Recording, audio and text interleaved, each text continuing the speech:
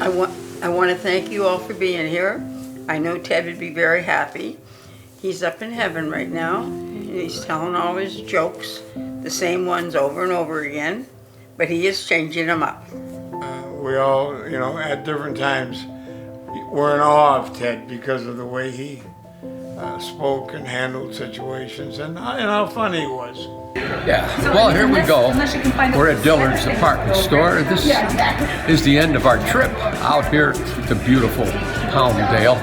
And folks, thank you, folks. Thank you very much. Appreciate your hospitality here today. Thank you for the meal. Thank you for the drinks. We really appreciate it.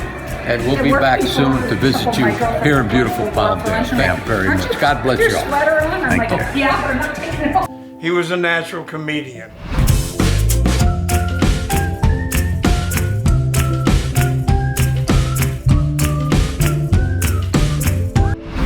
And he loved you very much.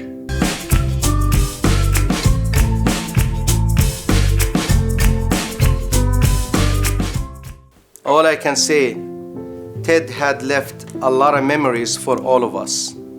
Memories we cannot get it out of our head. We've seen it, we live with it, and we feel it every single day of our life. And I believe if there is a message I want to give to make him happy about us, we should always remember those memories he gave to us in the past. We can repeat them, we can talk about them, and keep a smile on our face, and I believe that could and help comfort the whole family, and even Ted will be happy about it. One of the things that I just always enjoyed having you come up to me is you would always come up to me and say, "Hey, Ted, give me some business cards." And I'm like, "Dad, I gave you a stack. What do you do with these?" He hands them out to all of his friends because he's so proud of me. And that's one thing that I'll never forget. I love you, Dad.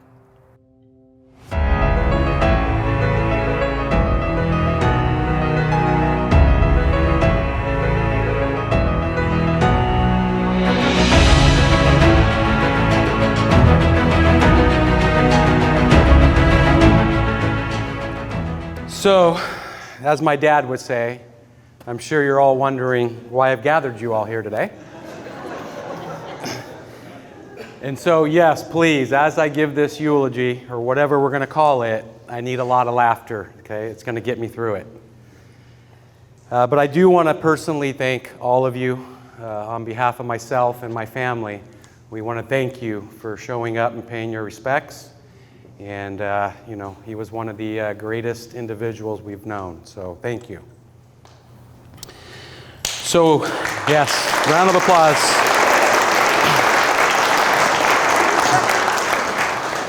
So we're going to make a deal, okay? And I'll include myself in that deal. If anybody in here sheds a tear before this memorial is over, you're removing an article of clothing. So the goal is here, we all get out of here naked, right?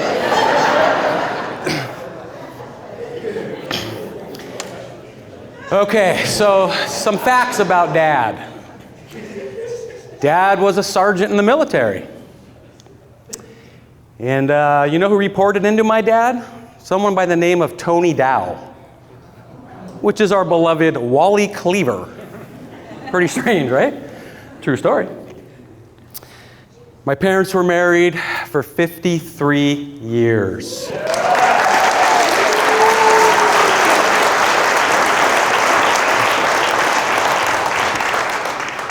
That is a very, very long time. What an accomplishment, too. And people would ask my dad, "Hey, Dad, or Ted, what's the secret? I mean, how do you stay married for 53 years?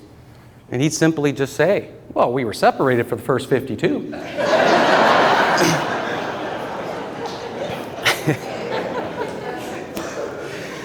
So our last name, Macros, really wasn't Macros. Actually, Macridianis.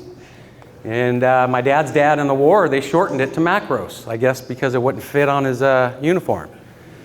So I grew up all my life thinking Nikki and I were the last Macroses on the planet. And I bragged about it. Until a couple a-holes came by and invented this thing we call Google.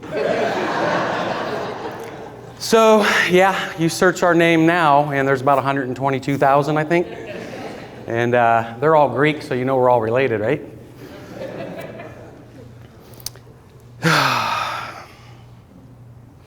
So I did ask my dad to, I said, Dad, our names are jacked up. Nick and I's names are messed up, and we're all jumbled with yours.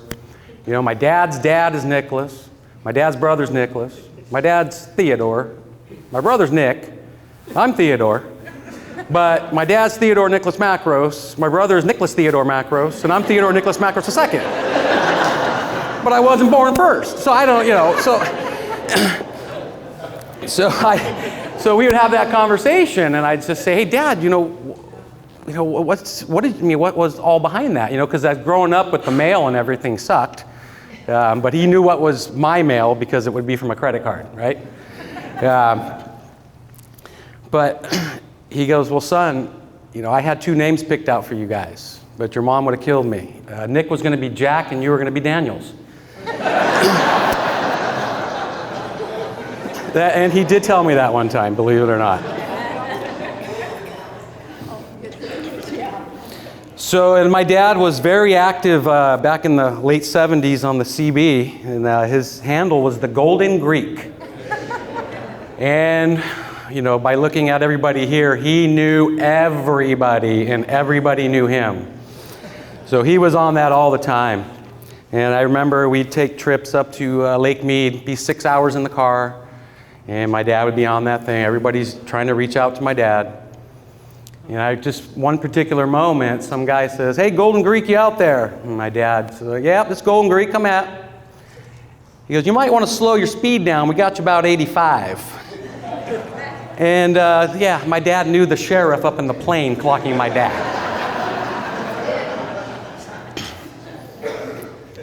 So another fact about my dad was he was the karaoke king. And his playlist was awful. Nothing was past 1950. But does anybody in here know what my dad's favorite karaoke song that he had to sing every single time? Close. It was What a Wonderful World by Louis Armstrong. But he wouldn't just sing it, he had to do it in Louis Armstrong. So I've decided to embarrass myself today. And it kind of went something like, I see trees of green, red roses too. I see them blue for me and you. And I think to myself, what a wonderful world. Okay, I hacked that up. If Dad was here right now, he'd just, he'd look at me and say, Teddy, yes, see? These are the things that hurt. These are the things that make Roman cry.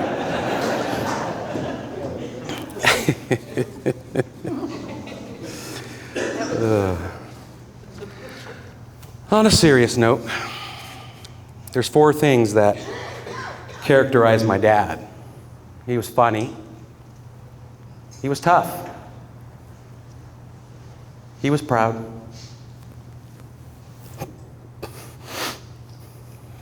And he was a papu. We did have a deal, remember?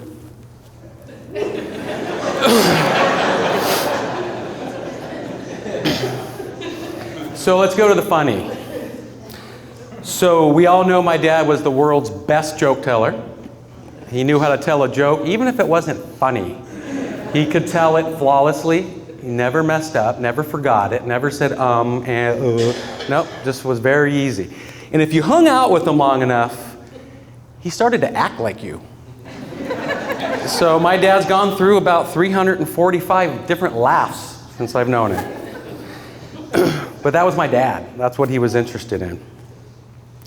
So a couple stories I just want to tell. They won't be too long, but these are stories that my dad and I always shared, and they're funny and they're demented. But so we were out in Florida visiting Uncle Art and the family, and Uncle Art took us on a fishing boat. And it was just Nicky and myself and my dad and Uncle Art, and he hired one of his friends to captain it. I wasn't sure if he was going to prison or got back from prison. So he took us out on this boat. It's a flat deck boat, so anybody knows what it looks like. It's flat, there's no rails, there's no cabin space. It's just all four of us, and we're in each other's faces. So we're fishing, and he looks at Uncle Art, the captain, and says, "You know, Art, I got some good news and I got some bad news. The good news is I got to take a crap. The bad news is I got to do it right here in this bucket." So I remember Nicky and I, we looked at each other in horror and looked at my dad, and he was being pretty cool about it. And he did take the crap in the bucket, okay? So we fished the rest of that day in horror. And so when we get back to the boat ramp, he pulls the boat out, and my dad and Nick and myself and Uncle Art, we looked at each other and we just lost it. We were laughing so hard, and it was just a memory that we shared every freaking day. So that was a good one. Another one was another fishing story. We were on Lake Mead on a houseboat, and we were catching some catfish, and I knew how to catch a catfish, and I knew how to not touch a catfish because they're poisonous, right? Well, nothing deadly, but their tips of them have a little bit of poison in them. So I knew how to do it, pull my hand down, pick it up, and do it right. And my dad would say, "Why is it taking so long? Just pick it up, it ain't poisonous." I said, "Dad, it is, it's gonna hurt. If it hits you, it hurts." "Ah, come on." So I get it in, and then Nicky goes and pulls this one, and it went flying right above us. And we hear, "Ah, shit!" Okay, sorry, kids. And that catfish's fin is stuck in my dad's stomach. Now, I'm going to get to that tough part of Dad, and this is not the very tough part of Dad, because he whined like a little baby, and it got all red, and he was crying. So we thought that was funny.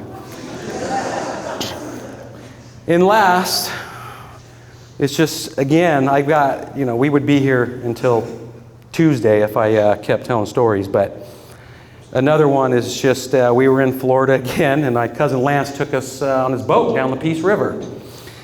And the Peace River's beautiful. It's like maple brown, the water, and it's just from the tree sap. So I decided, I'm going to water ski. I'm small, so I get in the water, and here we go.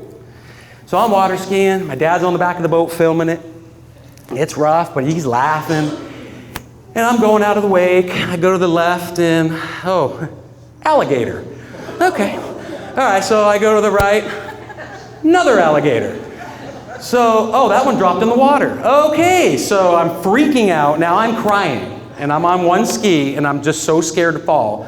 So I'm going, "Dad, faster, Lance, faster." And I'm in tears, and my dad's like this the entire time. Just laughing away. So that's a memory I can never forget. We talked about tough. My dad was very tough. My dad wasn't your typical tough guy, right? I've never seen my dad in a fight. I've never heard my dad say a cuss word in front of me outside of a joke. And I've never seen him fight with my mother. He was afraid. Because he was afraid.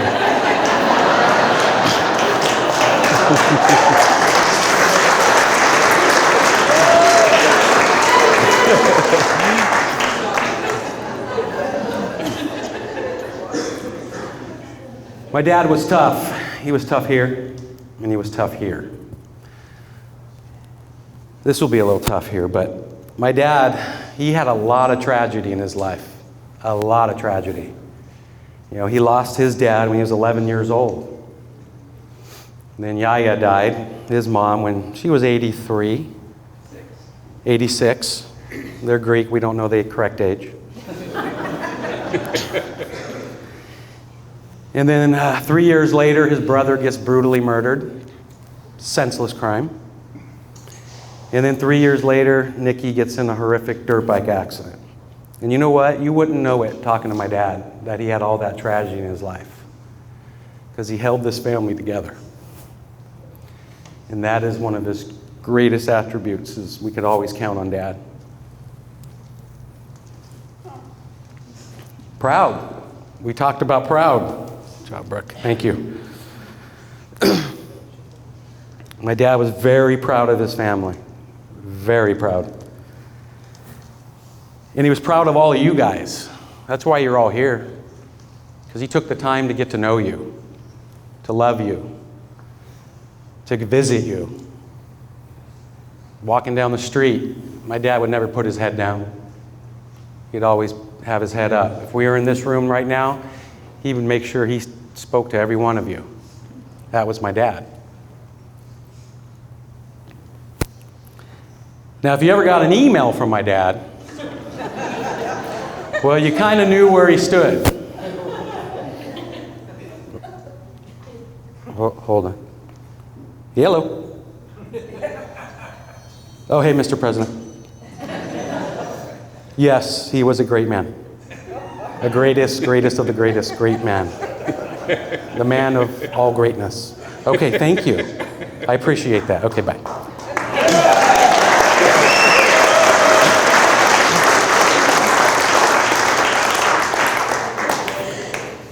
Should have left politics out, but not for my dad.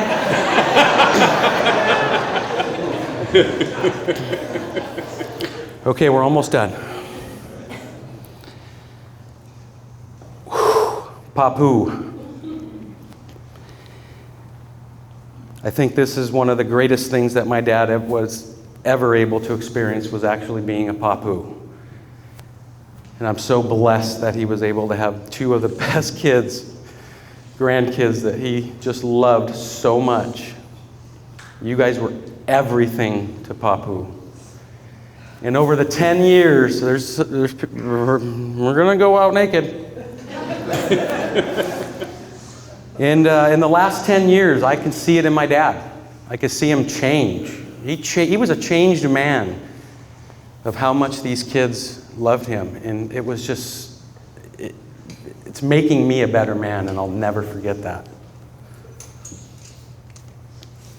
So Dad went too soon, okay? We all know that. Now everybody says, including myself, oh, he's in a better place. Well, my dad wasn't in a bad place. So he was taken too soon. And I know why he was taken too soon. I have proof. God came down and tapped my dad on the shoulder and says, Teddy, got a problem here in heaven. Lines backed up. They're out the back behind the gates. I can't get people in here fast enough. I need to kind of redesign the induction point, and I need a professional greeter. So we had no choice. My dad had no choice. He had to go. So that's where my dad's at now. And I got confirmation. There's no line. Everybody's got a cigar. Everybody's got a cocktail. And that's where he's at. So we know he is in a good place. So that's going to conclude this. We're not even going to call it a eulogy. We're just going to call this, celebrating my dad. So if everybody, without further ado, raise your glasses. Raise them high. If you don't have a glass, even if it's your eyeglasses, raise them high. And let's cheers the life of the funniest, the toughest, the proudest, and our professional friend, Theodore Nicholas Macros. And the sweetest. Cheers.